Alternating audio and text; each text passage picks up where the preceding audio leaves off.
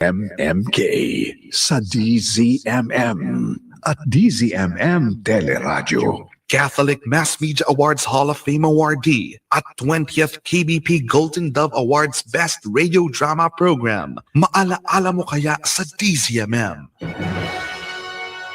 Itigil mo yan, Nicole. Hindi ako inakit ni Janelle. Niligawan ko siya.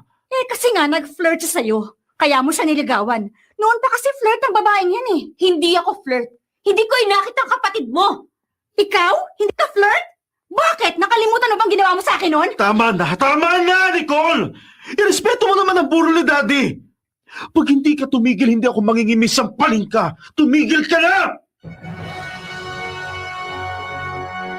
Napakinggan ninyo ang isang tagpo sa kwentong inyong susubaybayan sa linggong ito. At ngayon, si Miss Charo Santos.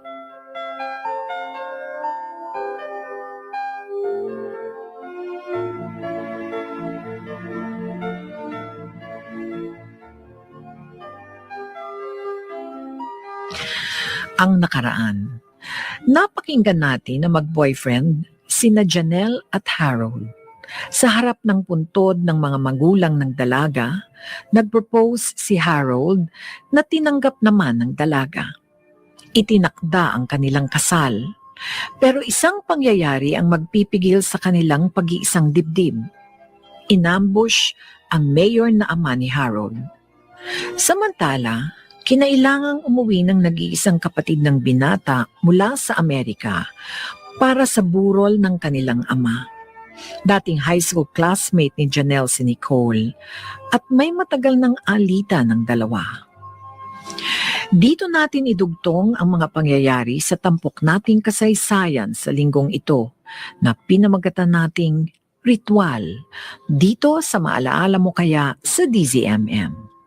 Charo, matagal ko nang ibinaon sa limot ang naging alitan namin noon ni Nicole. No, hindi ko naman talaga nalimot. Mas tamang sabihin na binaliwala ko na yon. Nasa isang parte na lamang sa likod ng utak ko na imbaka ng mga alaalang hindi ko na gustong balikan pa. Pero hindi po pala ganoon sa panig ng dati kong kaibigan. Galit na galit pa rin pala siya sa akin.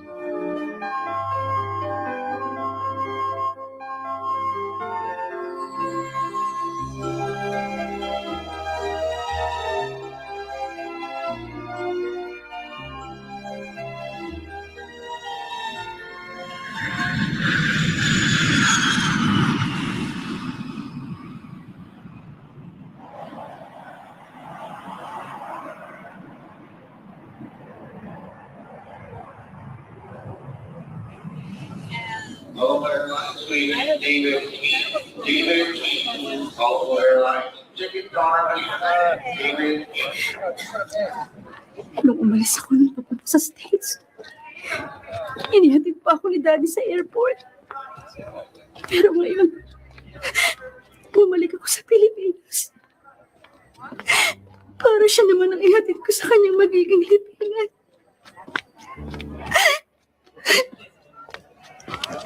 Bakit ba ganito naging buhay ko? Simula pa noon, punong-puno na ako ng problema. Taxi?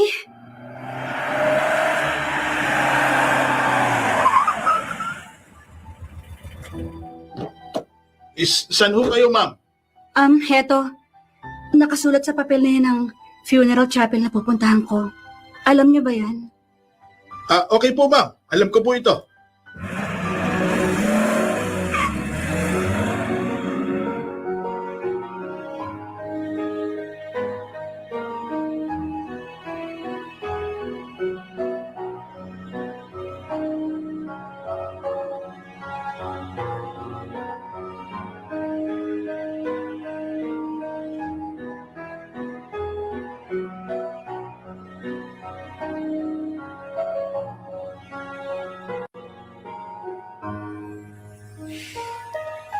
Dalawang gabi ka nang walang tulog, Harold.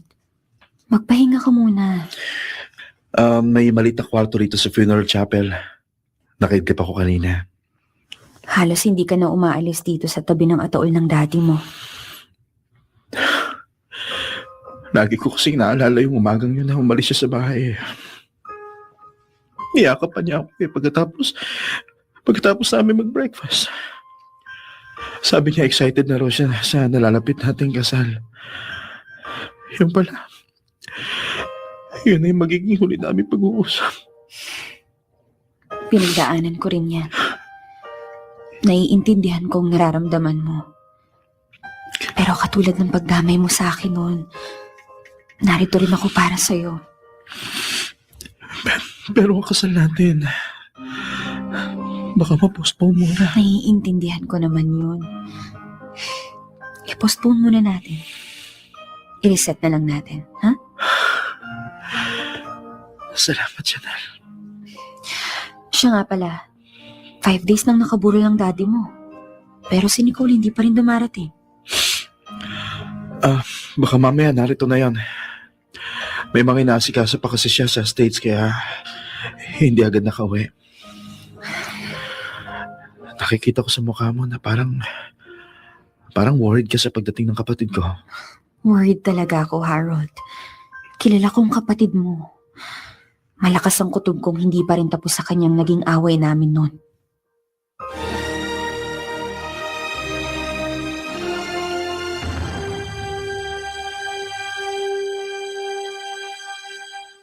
Magbabalik ang Maalaala Mo Kaya sa DZMM.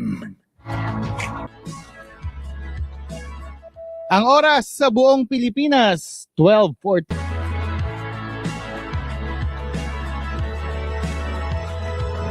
MMK sa DZMM.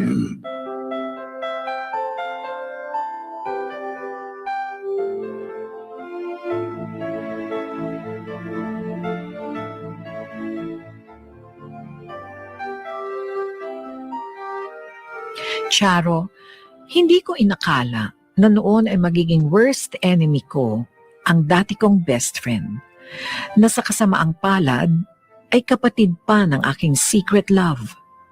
Pero hindi ko rin naman sinisisi ang sarili ko sa pagiging magkaaway namin. Kailangan nating maging mapagpasensya sa mga taong nakakapanakit ng ating damdamin. But there are times that we have to be tough para ipaglaban ang ating dangal at pagkatao.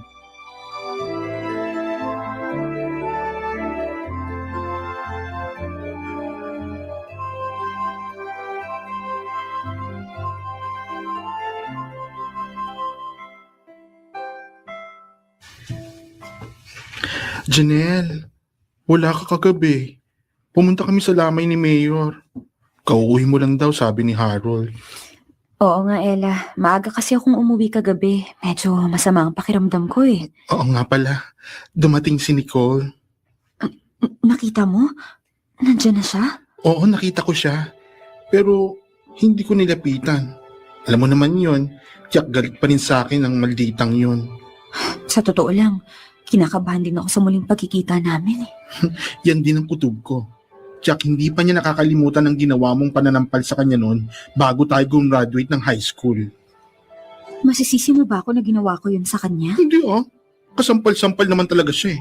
Siya ang pinaka-traidor na taong nakilala ko.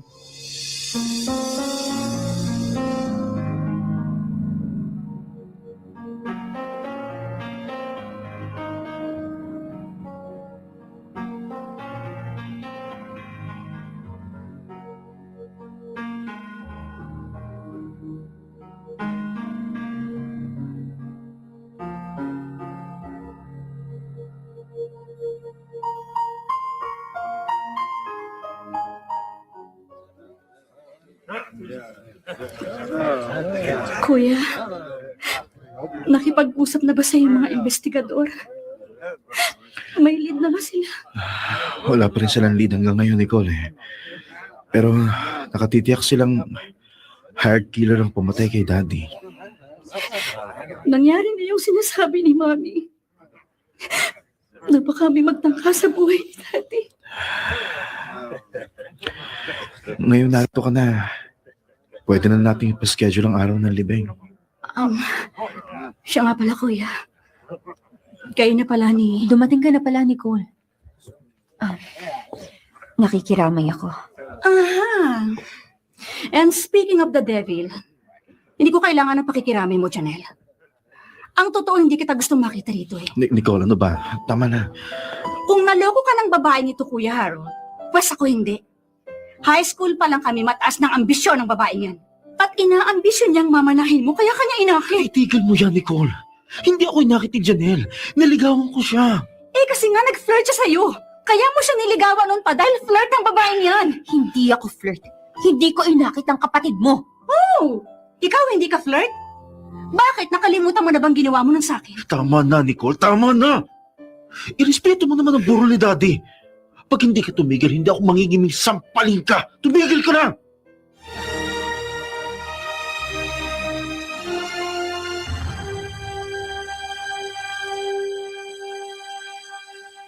Magbabalik ang Maalaala Mo Kaya sa DZMM.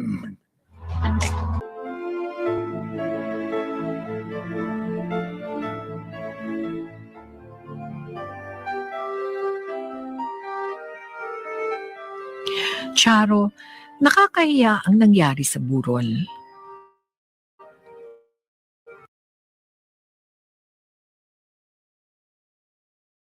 Numakaw ng atensyon ang naging eksena sa pagitan namin ni Nicole. Kahit pinagbantaan siya ng kuya niya, ay hindi siya natakot. Tumalak pa rin siya. Ako na lang ang sumuko. Nang araw ng libing, gusto ko mang makipaglibing. Hindi na lamang ako pumunta upang makaiwas sa higit pang skandalo.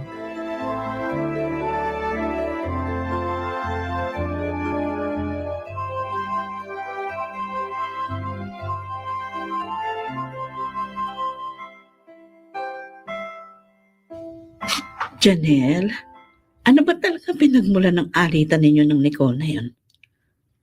Abe, tumagal na yan ng mahigit 1 dekada ah. Noon hong high school kami, siya ang laging muse, Tita Tere. Siya rin ang muse ng basketball team namin. Sikat talaga siya. Maraming naliligaw sa kanya. Tapos? Pero, consistent honor student naman ako. Ako ang editor-in-chief ng aming school organ. Ako ang class president. At nang graduating na kami, ako rin ang student council president. Tapos may dumating na poging transferee sa school namin. Sa umpisa pa lang, crush na agad yun ni Nicole. Pinagsabi niya sa lahat. Siguro, para makarating rin sa kaalaman ng lalaki, para lumakas ang loob nitong ligawan siya. Pero kamukat-mukat ko, ako ang niligawan ng lalaki. Kasalanan mo ba yun? At nagalit na siya sa iyo? Naging nobyo mo ba yung lalaki? Hinastad ko yun. Kasi nga, secretly in love na ako nun kay Harold. Ay, pinasted mo naman pala eh. O anong pinagpuputok ng butsi ng Nicole na yun?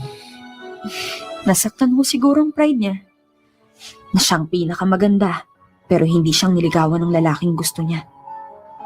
Kaya umisip siya ng paraan para siraan ako.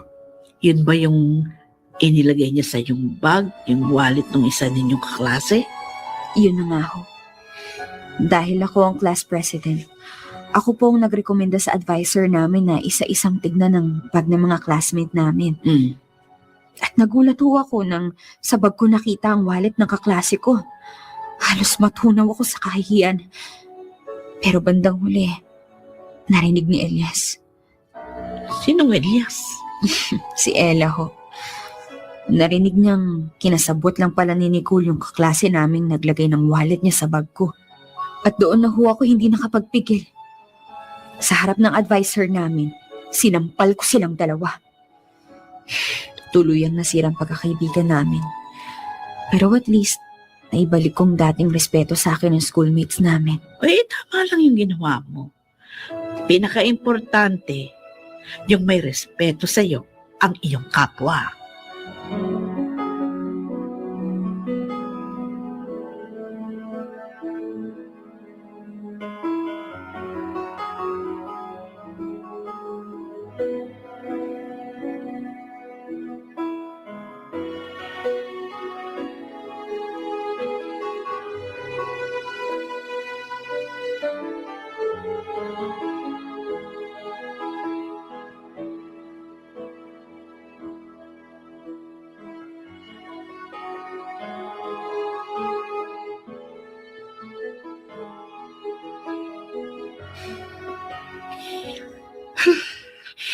Hindi kita mapapatawad, Janelle.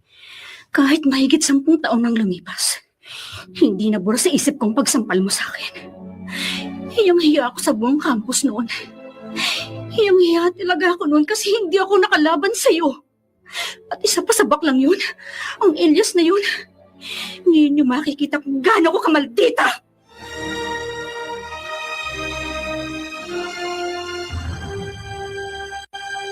Magbabalik ang Maalaala Mo Kaya sa DZMM.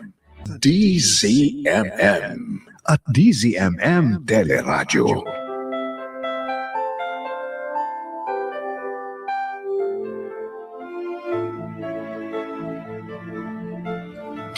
Normal lamang na tayo ay nakadarama ng galit, lalo na at ginawan tayo ng masama ng ating kapwa. Ngunit hindi tayo dapat paalipin sa negatibong damdaming iyon sa matagal na panahon. Mahina raw ang karakter ng isang taong hindi marunong magpatawad.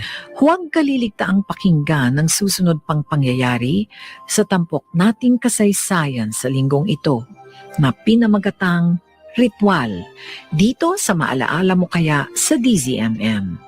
Ito po si Charo Santos. Magandang hapon po mga kapamilya. Si Charo Santos Concio sa MMK.